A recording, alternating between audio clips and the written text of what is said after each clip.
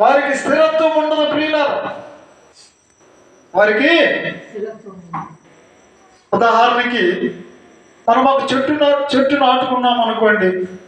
ఒక 2 రోజులు ఒక దిక్కును నాటి దాని పేరుకి ఇంకొక దిక్కును నాటుతూ ఇలా మనం నాటుతూ వస్తే ఆ చెట్టు ఏమవుతుంది?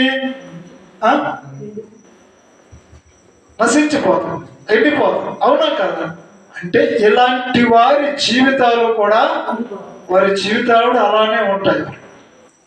వారి జీవితాలు కూడా అలానే, వారికి నెమ్మది ఉండదు, సమాధానం ఉండదు. ఒకరోజు వారు ఏమైపోతారు?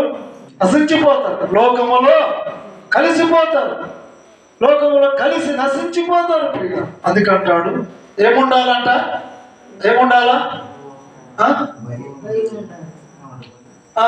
యెహోవా మందిరములో నాటబడిన వారై, నాటడం స్థిరత్వం ఉండాల. సంఘములో స్థిరంగా ఉండాల. పాస్టర్ ఒకవేళ పాస్టర్ తెలియదు, దేవుడు మాట్లాడినప్పుడు ఆ లోపం ఏదైనా నీలో దాగి ఉంటే సరి చేసుకుంటే వర్ధిల్లుతాం కదా.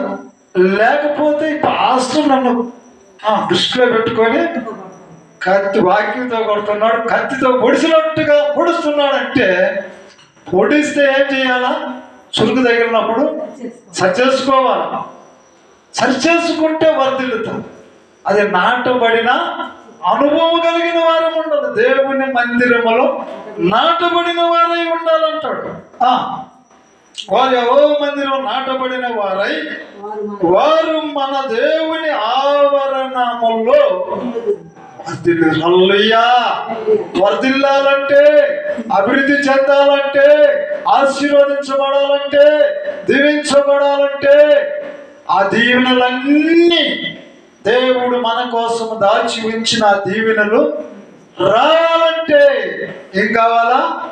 నాటబడిన వారిగా దేవుని మందిరముల కష్టాలు వచ్చిన, బాధలు వచ్చినాయి, అన్ని వచ్చినా కూడా నాటబడిన వారై ఉండాలి.